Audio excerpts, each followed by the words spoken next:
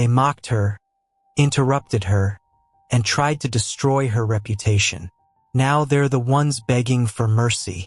Karoline Leavitt had faced tough interviews before. She wasn't new to pushback, especially from liberal media. But this time was different. This wasn't just political banter or a heated exchange. It was a direct, calculated attack. She had been invited onto the talk show under the premise of discussing policy. That's how they framed it. But the moment she took her seat, she sensed the energy shift. The tension in the room wasn't the usual back and forth of differing opinions. It felt like an ambush. The first few questions were standard, predictable even. Then, without warning, one of the hosts leaned forward, voice laced with something sharper than skepticism. Let's be real, Karoline. You're not here because of your qualifications. You're here because you're loyal. That's why you got the job, isn't it? The audience reacted instantly. Gasps, murmurs, a few stifled laughs. Karoline's expression didn't change, but inside she felt the shift. This wasn't an interview anymore. It was a performance, and she was the target. She took a breath, steady and measured. She wasn't going to lose her cool. That's what they wanted. I'm here because I've earned my place. And if you disagree, let's talk policy, not personal attacks. But they didn't want policy. They wanted a reaction. One of the other hosts smirked, eyes scanning the crowd before delivering the next blow. Earned or handed, because from where we're sitting, it looks like loyalty is the only real qualification these days. This time the audience clapped. Karoline knew exactly what was happening. The segment had been planned, the lines rehearsed. The goal wasn't a debate. It was humiliation. The next few minutes were a blur of interruptions, dismissive laughs, and leading questions designed to make her look incompetent. No matter what she said, it was twisted, reframed, or ignored entirely. The show wasn't about conversation. It was about control. But Karoline didn't crumble. She held her ground, fired back with facts, and refused to let them push her into an emotional outburst. Then, just as the segment was wrapping up, the host doubled down. Women like you set us back. You're a pawn, and deep down, you know it. Silence. Even the audience didn't know how to react to that one. Karoline's jaw clenched, not out of anger, but out of something deeper, a realization. They weren't attacking her because they believed what they were saying. They were attacking her because they were afraid. She smiled, slow and deliberate. If standing up for my beliefs makes me a pawn, then so be it. But at least I'm not a puppet. The segment ended, the cameras cut, and the damage was done, or so they thought. But they underestimated one thing, the reaction that was coming next. The clip hit the internet like wildfire. Within hours, it was everywhere: Twitter, YouTube, every conservative news outlet. At first, the network tried to control the narrative. They clipped the segment, framed it as just another heated debate, and pushed their usual headlines. But that wasn't enough to bury what had happened, because the full, unedited version was out, and it painted a very different picture. Conservatives weren't just angry. They were livid. Comment sections flooded with accusations of media bias, double standards, and outright bullying. Even those who weren't diehard supporters of Karoline couldn't deny what they had seen. They hadn't debated her. They had attacked her. Hashtags exploded. Hashtag media bias. Hashtag stand with Karoline. Hashtag cancel the show. Republican politicians chimed in. Conservative commentators dissected the exchange frame by frame. Even some liberals, uncomfortable with how far the host had gone, admitted it was a bad look. But it didn't stop there. The show's sponsors started getting tagged. Viewers weren't just mad. They were strategic. They flooded advertisers with messages asking why they were backing a platform that openly degraded women who didn't fall in line with their politics. Some companies tried to ignore it, Others released generic statements. But then one of the biggest sponsors pulled out. Their statement was carefully worded, avoiding controversy while making it clear they didn't want to be associated with divisive and unprofessional discourse. That was the first domino. The rest followed fast. The network scrambled into damage control mode. Anonymous sources leaked reports of panic behind the scenes. Executives demanding explanations, frantic meetings about how to regain control. The show's hosts remained silent at first, then released a half-hearted statement about passionate discussions and differing perspectives. But it was too late. Karoline hadn't said a word publicly yet. She didn't have to, because now there were whispers of something bigger. Rumors swirled that she was preparing a lawsuit, not just for defamation but for targeted harassment, professional damage, and possibly even coordinated media misconduct. The network had faced backlash before. They had weathered controversies. But this was different. Karoline sat in a dimly lit office in Washington, D.C., across from her legal team. Stacks of documents lay on the table, some still warm from the printer. The stakes were clear. This wasn't just about a viral moment or political debate. This was about accountability. A senior attorney, a no-nonsense woman with years of media litigation experience, set her pen down and leaned back. The defamation angle is strong, but we can also argue professional harm. This wasn't just criticism. It was an orchestrated attempt to discredit you. Karoline listened carefully. She wasn't the type to jump straight into legal battles.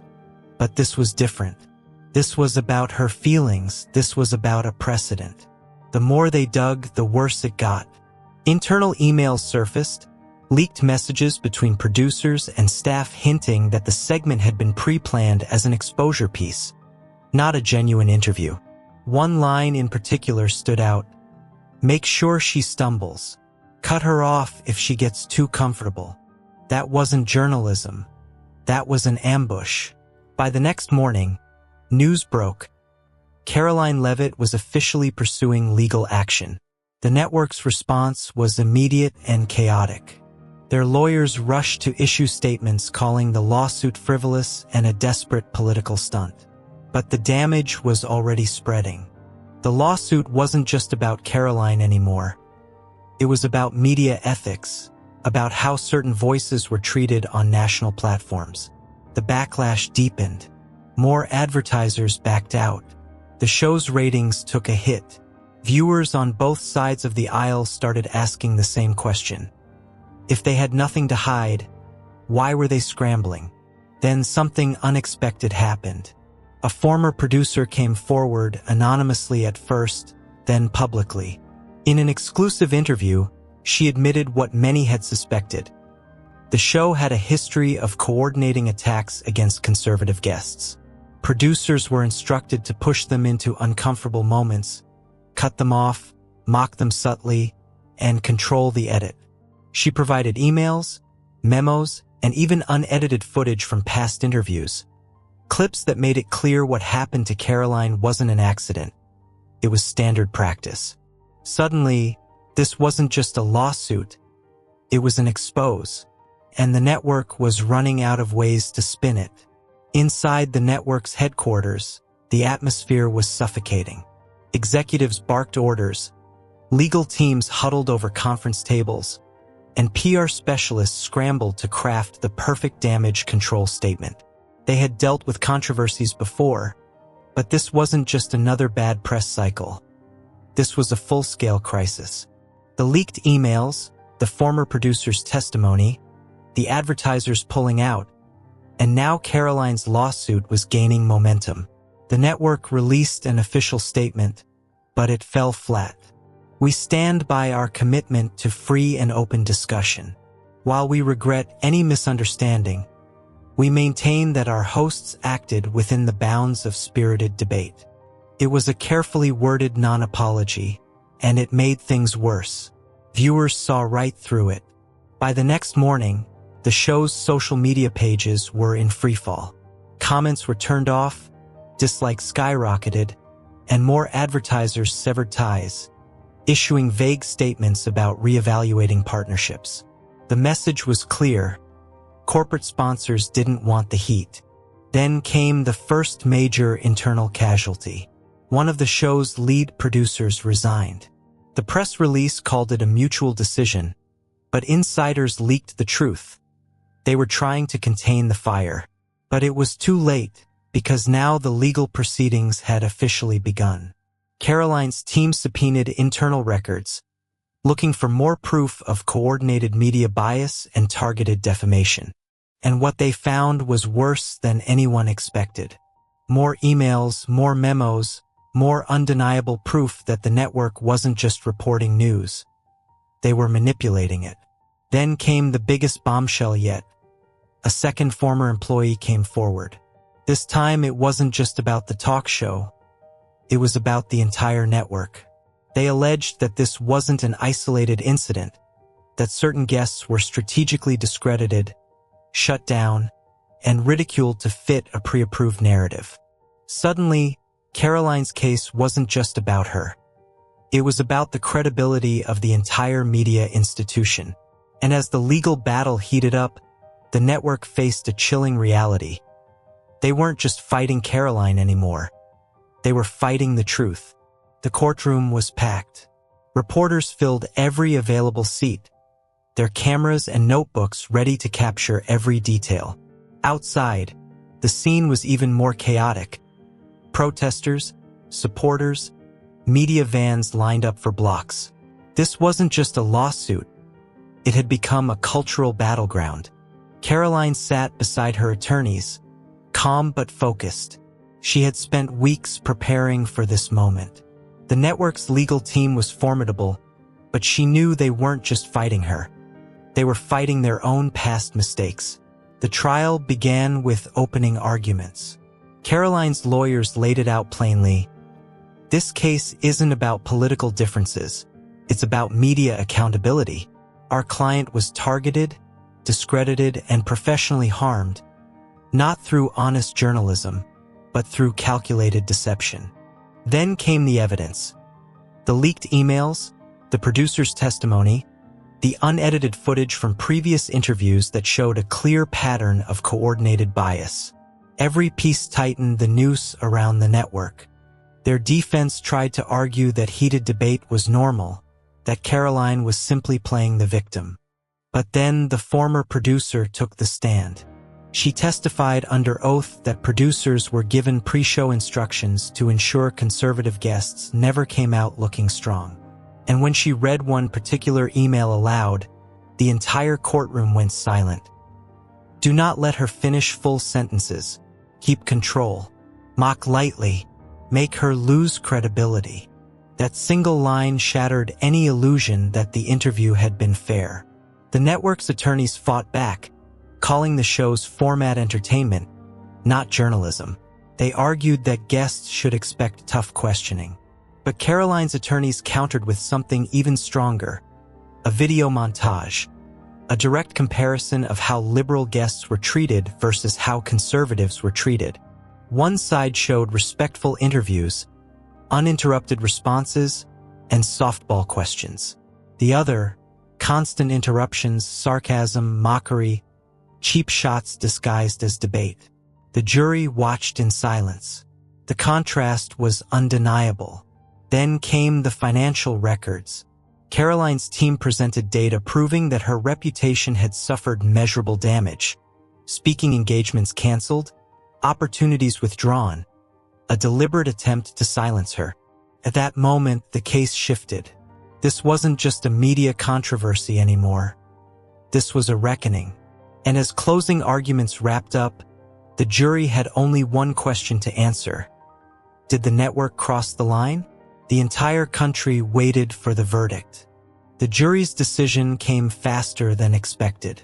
When the judge re-entered the courtroom, everyone held their breath. Karoline sat still, her hands folded in her lap. The network's legal team, once confident, now looked drained. The foreperson stood. In the matter of defamation and professional harm, we the jury find in favor of the plaintiff Karoline Leavitt. Gasps, murmurs, a few stunned expressions. Karoline closed her eyes for a brief moment, exhaling as the weight of the past few months finally lifted. The damages were significant. A multi-million-dollar settlement, a public admission of wrongdoing. The network was forced to issue a formal apology, not just to Karoline, but to every guest who had been subjected to their tactics. But the fallout didn't stop there. The show was officially canceled. The network framed it as a restructuring decision, but everyone knew the truth. Advertisers weren't coming back. The brand was too toxic. More employees came forward. More unethical practices were exposed. This wasn't just a loss for the network. It was a turning point for political media. And Karoline, her career didn't just survive. It thrived. She became a symbol of pushing back against media manipulation. Book deals, speaking engagements, a stronger platform than ever. But she didn't use it to gloat. Instead, she left the public with this. It's not about silencing people you disagree with. It's about accountability. The media isn't supposed to manufacture reality. It's supposed to report it.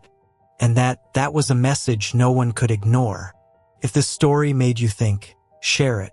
The conversation about media bias and accountability isn't over.